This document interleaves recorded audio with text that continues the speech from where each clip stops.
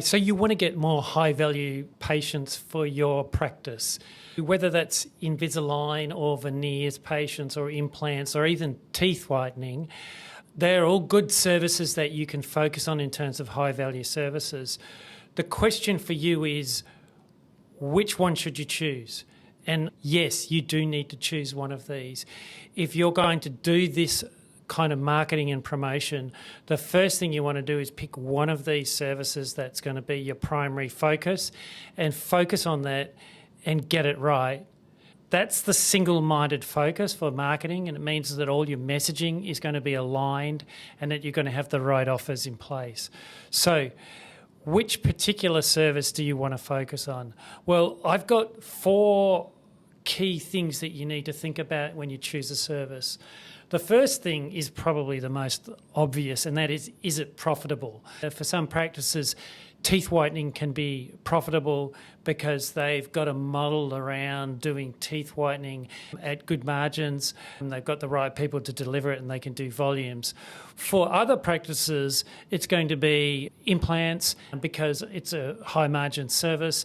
So which particular model works best for you and which particular service is most profitable is something that you've already probably got some really clear ideas which those are already. So that's just one of the factors that you need to take into account. The second is, do you have marketing proof?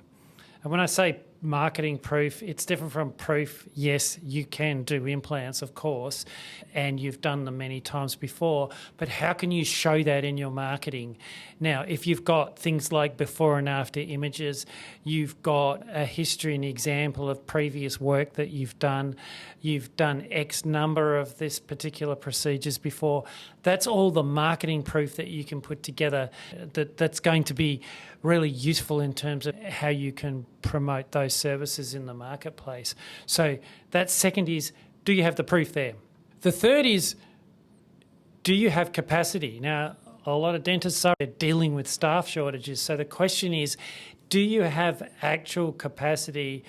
If you go and market this and it's successful, are you going to be able to take the bookings? You don't want people coming to your marketing and going, yes, I want to see you for an implants consultation, and you can't book them in for 3 weeks. So do you have the capacity to deliver is the third thing that you need to take into account. And the fourth, and I left this to last, but it's probably the most important, and that is, what is the demand and the competition like in your area?